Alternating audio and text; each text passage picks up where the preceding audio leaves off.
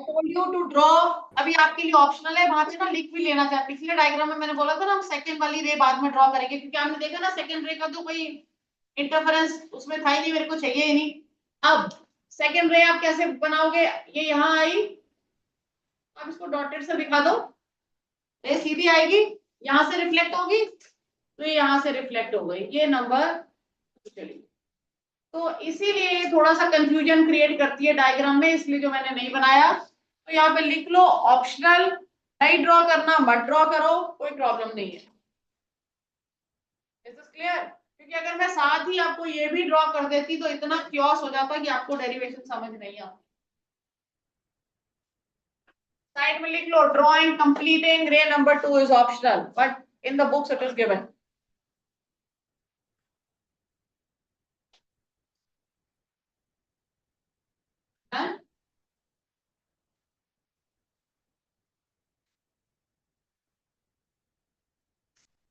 हो गया? अब आ जाइए इस डायग्राम पे, देखिए फटाफट। यहाँ पे मैंने नॉर्मल बना दिया, इसको 2 डैश दे देंगे, 1 डैश 2 डैश 3 डैश, कुछ नहीं। Rays traveling from rarer to denser will bend towards the normal। इसको भी मैं बाद में कंप्लीट करेंगे। ये यहाँ स्ट्राइक करी, यहाँ पे नॉर्मल बना, कहाँ जाएगी? Towards the normal. This is 3 dash, this is 1 dash, और ऐसे यहाँ पे अगर हमने 2 डैश बनानी है तो 2 डैश आ जाएगी। कंप्लीट करनी है तो। और ये रेस कौन सी होंगी? Refracted rays. ये कौन सी रेस है? ये वाली कौन सी है? Incident rays. डन। इसका भी बहुत ही सिंपल सा, अब देखो यहां भी वही कंसेप्ट चल रहा है। इसका हर एक पॉइंट कैसे एक्ट करेगा? फ्रेश सोर्स की तरह। इसका हर पॉइंट कैसे एक्ट करेगा? फ्रेश सोर्स की तरह। ये फ्रेश सोर्स है, इसको सेंटर लेके मैंने एक आर्क लगाया है, उसका रेडियस क्या होगा? ct नहीं होगा, c1 इंटू टी होगा। क्या होगा? बिकॉज जो speed of light rare medium में कितनी है? c1। इसी तरह इसको सेंटर लेके मैंने एक आर्क बनाया है। अब यहाँ पे आप लिख लोगे डेंसर मीडियम का रिफ्रैक्टिव इंडेक्स μ2 है, c2 is the speed of light. c2 क्या है? अभी मैं सारा लिखवा भी दूंगी, आप ये इसको समझ लीजिए। c2 is the speed of light. तो मैंने ये वाला आर्क कितना बनाया? c2 into T. ये रेयर मीडियम में था, ये कितना डिस्टेंस ट्रेवल कर रहा है? c1t। ये डेंसर में है तो कितना ट्रेवल करेगा? c2t। ये रिफ्रैक्टेड रेज है, तो कुछ नहीं करना, इन दो ट्राइंगल्स की गेम है and will get the answer. फटाफट लिखो। राइट डाउन एक्स वाई, लिखिए xy is a plane surface that separates, xy is the plane surface that separates the two mediums,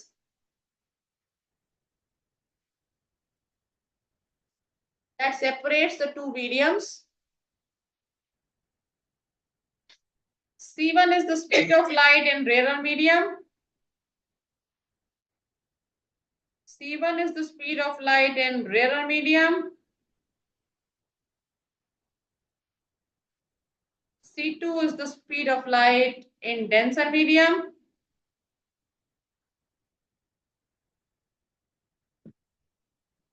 c2 is the speed of light in denser medium,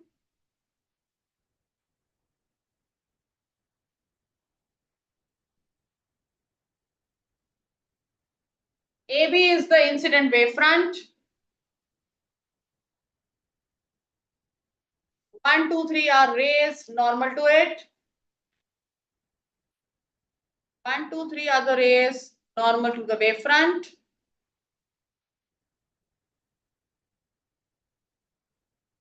फिर दोबारा वही मैं आपको Huygens theory लिखा रही हूँ। Every point on A B acts as a fresh source,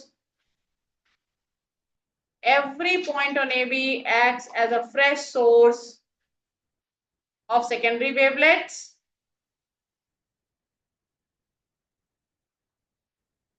ठीक है?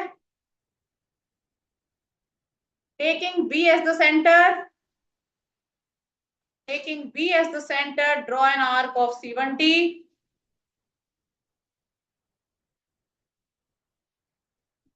B. Taking B for boy as the center, draw an arc of C1T.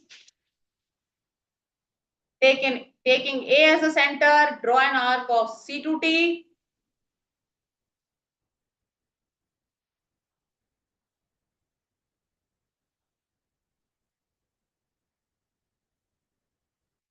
The surface touching tangentially these arcs. The surface touching tangentially these arcs will give us क्या मिलेगा हमें? Secondary wave front. Secondary wave front or refracted wave front.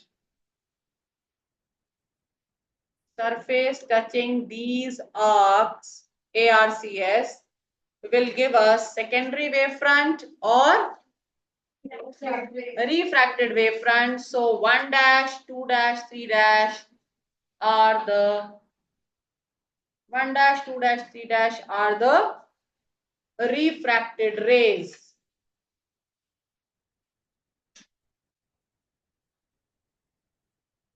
ठीक.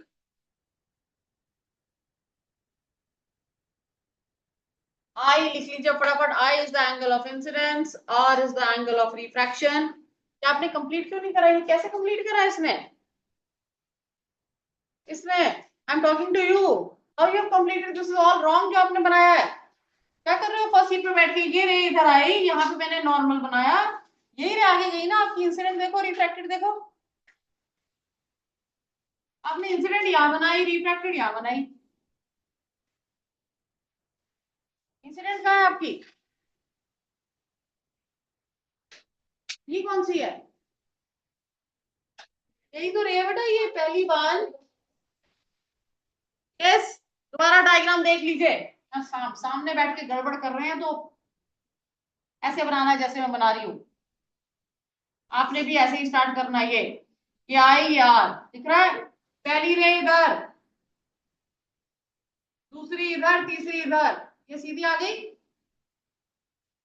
यहाँ पे normal बनाया, ऐसे आ गई. क्या प्रॉब्लम है इसमें बताओ? ये क्यों गड़बड़ हुई है? मेडिकल के बच्चे जो सारा दिन डायग्राम्स ही बनाते हैं. ठीक तो करो. कैसे ठीक करो? इसको 0 मार्क्स है. कब बनाएगी? समझ आ गया? जाने से पहले बना के जाना है आज. डन. दिस वाज रे 1. अगर किसी और ने भी गलती करी है तो वो भी ठीक कर लो. तो कुछ नहीं करना हमने. Write down triangle. फटाफट लिखिए. Triangle A B A dash. 2 triangle लेने हैं, ऊपर वाला नीचे वाला. Triangle A B A dash, यहां से साइन आई निकाल दो. Triangle A dash B dash, A B dash A dash, यहां से साइन आर निकाल दीजिए. ये 90 डिग्री है, ये 90 डिग्री है. अब देख लीजिए मेडिकल वाले, 90 के सामने वाला होता है हाइपोटेन्यूज, ये होगा बेस, एंगल वाला बेस. तो we have perpendicular over hypotenuse. Perpendicular आ गया A dash B by A dash, और साइन आर में ये बेस, ये perpendicular.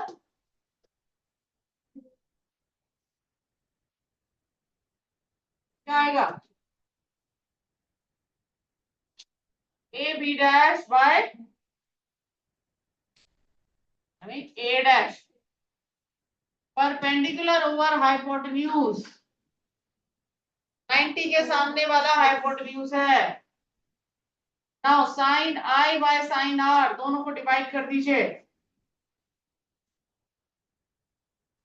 A dash B by A B dash, sine I by sine are कर दीजिए. A dash B by A B dash. What is the value of A dash B? A dash B कितना है? A dash B C2T, C2T. क्या लिख दिया मैंने? Yes, A dash B is C1T. This is C1T. दूसरा AB dash is C2T. This is C1 by C2. And what is C1 by C2 is nothing but it is mu. याद है mu is C by V. mu क्या होता था? C by V. यहाँ पे C है, यहाँ पे V है, हमने यहाँ पे C1 C2 कह दिया, तो लिख दीजिए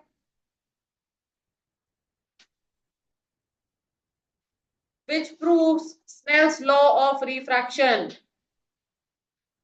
Which proves Snell's law of refraction. Number 2, incident ray, refracted ray and normal. Incident ray, refracted ray and normal, all three lie in the same plane. All three lie in the same plane. एक बार ये आया हुआ है boards में, next जो question boards में आया हुआ है फटाफट लिखिए, और ये वाला जो है this is not given in the books, तो जो बुक्स में नहीं है उसके चांसेस बहुत होते हैं। लिखो, write down, rays traveling from denser to rarer medium. Prove, यहाँ पे denser to rarer को अंडरलाइन कर लेना, prove laws of refraction. Prove laws of refraction using Huygens principle.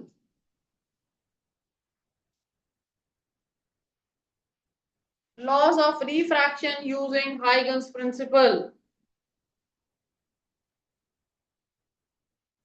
देखिए क्या है, बिल्कुल सिमिलर पैटर्न पे डायग्राम बनाएंगे हम। पिछले वाले टर्म्स ले लेना, एक्स वाई मैंने शायद अगर मीडियम सेपरेट करने को बोला है पहले, फिर ये कौन सा मीडियम है?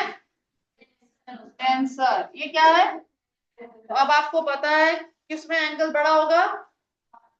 रेयरर में, बिकॉज डेंसर टू रेयरर जा रही है, it will move away from the normal. तो अगर ये आई में बना रही हूं तो यहाँ पे मेरे को आर ज्यादा बड़ा बनाना पड़ेगा। समझ आ गया? ये लाइन सिंपल शॉर्ट में कंसेप्ट लिख लीजिए, यहाँ पे आई कम होगा, आर ज्यादा होगा, so draw the rays according to that. अब बाकी बस पुराना सेम है।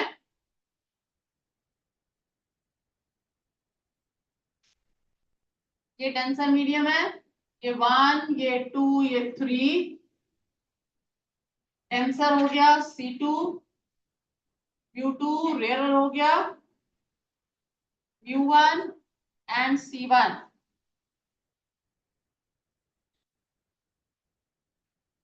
अब क्या करना है हमने, कोई बोलेगा यहाँ पे मैंने नॉर्मल बनाया,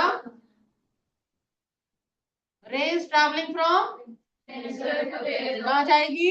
अवे फ्रॉम द नॉर्मल। इसको आगे बना लो, अवे फ्रॉम। दिख रहा है ना, एंगल बढ़ गया। ठीक है, इसी तरह से थर्ड वाली ले लें, इसको यही बनाना है हमने, यहाँ पे मिलाना है इस पॉइंट पे।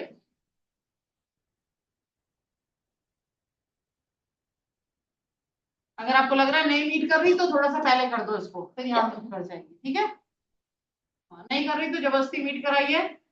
यहाँ पर फिर नॉर्मल बनाया, फिर अवे फ्रॉम द नॉर्मल। ये 1 डैश, ये 3 डैश।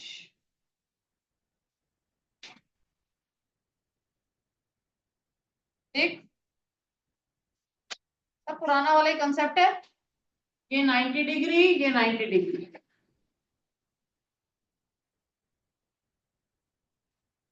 डन, बनाओ, 1 भी बनाओ, 1 तो बनाएंगे इसमें। एक मिनट होल्ड ऑन, तो इतना नीचे ले गई। ठीक है, कर लो। अब देखिए, अब आपने अब कईयों को डायग्राम ना अपना बहुत अटपटा लग रहा होगा, जैसे आई कैन सी बहुत ज्यादा बड़ा कर दिया ये। आपने जब घर पे प्रैक्टिस करोगे ना, यहाँ पे आई थोड़ा सा छोटा कर लो और आर बड़ा कर लो। हमें डिफ्रेंसिएशन ही चाहिए ना, और तो कुछ नहीं चाहिए। तो मैं यहाँ पे आई को और कम कर सकती हूँ, आई और कम कर दिया, आर थोड़ा सा, मतलब हमें क्लियरली पता होना चाहिए आई और आर में कौन सा बड़ा है। डायग्राम देख के टीचर को पता लगना चाहिए। देखो नंबर वन, अगर आपने डायग्राम ठीक बनाया ना तो टीचर कैन इजीली जज इस बच्चे को आता है। अगर डायग्राम ही गलत है, आई और आर ही गड़बड़ कर दिया तो वहीं क्रॉस लग जाए। अगर टीचर आपका थोड़ा सा भी पर्टिकुलर है तो यहीं पर डायग्राम में क्रॉस लग जाएगा, याद रखिएगा। ठीक है, बाकी डेंसर और पिछला वाला सारा as it is method repeat करेंगे, लेकिन यहाँ पे डिस्टेंस ट्रेवल कितना है, C2T। यहाँ पे डिस्टेंस ट्रेवल C1T। तो आप ये, इसको मैंने A लिया था, दिस वाज A डैश, ये B था, ऐसे था। चेक करिए, पुराने वाले ले लीजिए, यहाँ क्या है, दिस इज B डैश, और ये A डैश है, A डैश ये B था। तो यहाँ भी लिख लो A dash B is C2T, AB dash is C1T। और पिछला वाला आप रिपीट करेंगे यूजिंग द सेम कंसेप्ट और अपना आंसर फाइंड कर लीजिएगा। This is clear. इसका आंसर आएगा C2/C1। चेक कर लीजिएगा, पिछले का C1/C2 आया तो इसका sine I by sine R is C2/C1। This clear, ठीक है। Next write down.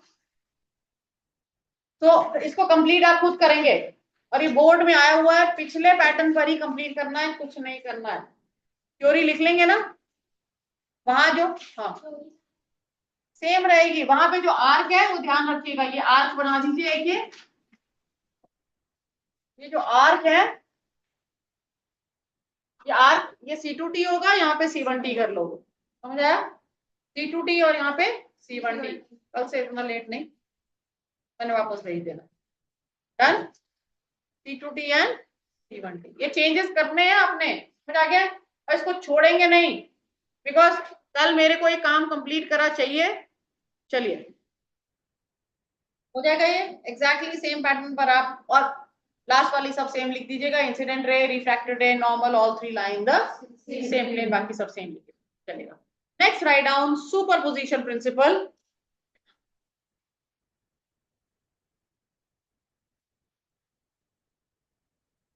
इसमें आप सिर्फ लिख लीजिए, मैं एक्सप्लेन कल कल करूंगी।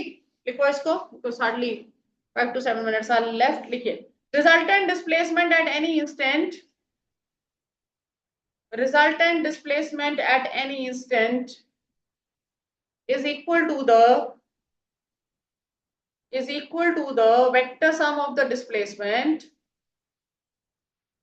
is equal to the vector sum of the displacement due to individual waves,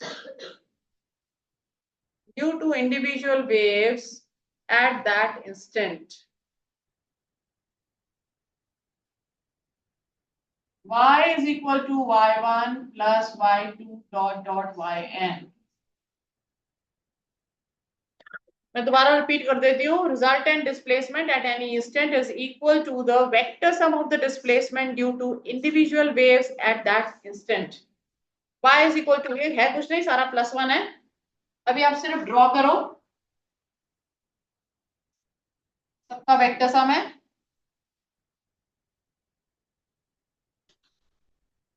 ये एक वेव है y1, ये दूसरी वेव है y2,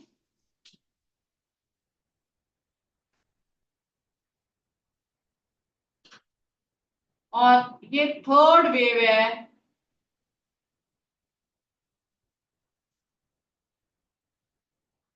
अलग अलग पेन से बना लीजिएगा।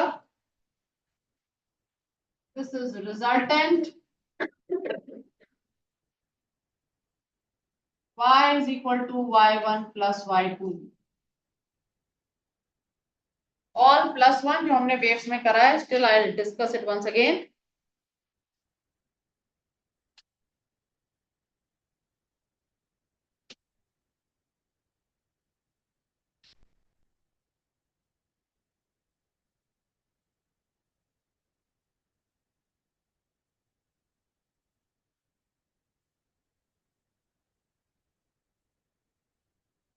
रुक जाइए, मैं बता ही देती हूँ, कुछ नहीं है इसमें, ध्यान से सुन लो।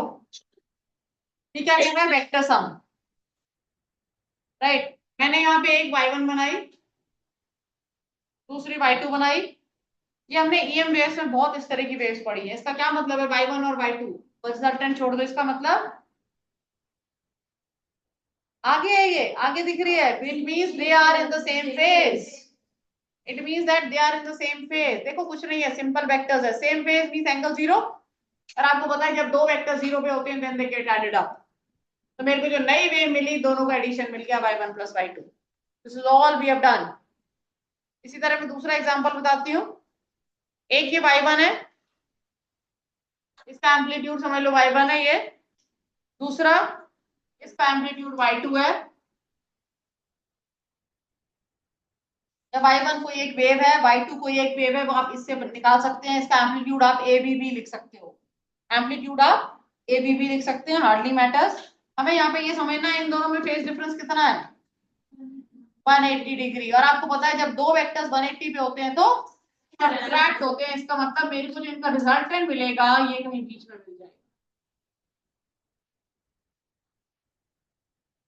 This is y is equal to y1 minus y2। अब देखिए, आपको सिंपल सा एग्जांपल ये बताता है, बहुत ही इंपॉर्टेंट पॉइंट है ये। वो हमें ये बताता है कि अगर दो, यहाँ पे क्या है, कौन सी वेव्स है, साइन वेव्स। मतलब अगर मैं दो साइन वेव्स को ऐड करूंगी तो मुझे आंसर साइन ही मिलेगा। This is what you need to understand here. इन्होंने कॉम्पिटिशन देने, अगर मैं दो साइन वेव को ऐड कर रही हूँ तो मुझे तीसरी भी, दो साइन वेव को मैं सब्ट्रैक्ट कर रही हूँ तो मुझे तीसरी भी साइन वेव, रिजल्टेंट भी सेम शेप में मिलेगा। ऐसा नहीं है कि मैं दो साइन वेव को ऐड करूं तो मुझे आंसर उसका स्ट्रेट लाइन मिल जाएगा, नो। ठीक है ना। ये हमें कैसे पता चला है, हमने मैथमेटिकली सॉल्व किया और मुझे फाइनल आंसर साइन थीटा के टर्म्स में मिला। मीनिंग पता है क्या है इसकी, इक्वेशन आपको पता है a sin ओमेगा t, इसकी पता है b sin ओमेगा t, ये पता है इक्वेशंस, EMI AC में हमने करी है ना। तो यहाँ what I want to tell you here is, मैं जब दो को ऐड कर रही हूँ a sin omega t plus b sin omega t, तो मुझे जो नई वेव मिल रही है ना, यूजिंग ट्रिग्नोमेट्री, और थोड़ी सी कॉम्प्लिकेटेड मैथ्स नहीं है, ट्रिग्नोमेट्री यूज करके, तो मुझे नई वेव भी साइन के फॉर्म, ये भी नहीं है, इसीलिए मैंने तीसरी वेव भी साइन की फॉर्म में बनाई। तो क्लियर, यहाँ ब्रैकेट में लिख लीजिए, two waves travelling in same direction, यहाँ पे लिख लो y1 y2 travelling in same direction, y1 y2 travelling in opposite direction.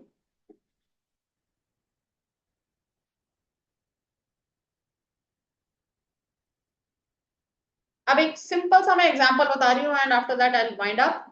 Superposition का और बेस्ट एग्जांपल है जो आप हमेशा याद रखो, जिन्होंने +1 करा है मेरे साथ उनको याद होगा।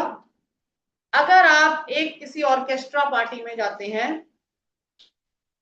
ठीक है, ऑर्केस्ट्रा में बहुत सारे musical instruments are being played, ठीक है, सितार, गिटार, वायलिन, जो भी आपके माइंड में सब बज रहे हैं। इतने सारे इंस्ट्रूमेंट्स बजने के बाद you can easily make out which instrument is being played. सही है ना, आपको कोई लाउड साउंड थोड़ी सुनाई देती है, क्योस थोड़ी लगता है, ऐसा तो नहीं लगता। अब you can not make out, अगर ऐसा हो तो आप कभी गाने आप सुन ही ना पाओ, उसके बीट्स को कभी आप एंजॉय ना कर पाओ। That is all because of the superposition principle. वो कहता है इतने सारे instruments are being played and every instrument, it her wave, every wave is traveling in such a manner that it is an independent wave। इतनी सारी waves travel कर रही है लेकिन हर एक वेव ऐसे ट्रैवल कर रही है as if it does not depend on the other. मतलब एक प्रैक्टिकल सिचुएशन हम ले तो सड़क पे कितने लोग चल रहे हैं, टक्कर थोड़ी हो रही है, सब अपने अपने रास्ते चल रहे हैं। कोलिजन तो लास्ट चांस होता है, या स्टैम्पेड हो जाए, कुछ हो जाए, अदरवाइज नॉर्मल तो कितने लोग चल रहे हैं। तो यही है ऑर्केस्ट्रा पार्टी में, कितने सारे instruments are being played but every instrument behaves as if other instrument is not present. Each and every wave is travelling independently. मतलब जो नेट डिस्प्लेसमेंट है वो क्या है, सबका वेक्टर सम है। अगर कोई सेम डायरेक्शन में चल रहे हैं, अगर आपको लगता है आपने भी जलंधर जाना है, दूसरे ने भी जलंधर जाना है, तो आपको लगता है चलो 1 और 1 11 हो गए। जाते हैं ना हॉस्टल में रहते हैं, अगर कोई दो सेम जगह के हैं तो आपको खुद ही अच्छी, तो यहाँ भी यही है, दो सेम डायरेक्शन में है तो चलो ऐड हो गए, दो ऑपोजिट में है वो सब्ट्रैक्ट होगा, और किसी और एंगल पर होता है तो आपको फॉर्मूला पता है। तो यहाँ पे भी इसी तरह से हम will be dealing in detail, और इस कंसेप्ट को लेके जो हमारे पास टर्म आती है that is interference of light, ये हम किसके अंदर पढ़ेंगे, interference of light. So that's all.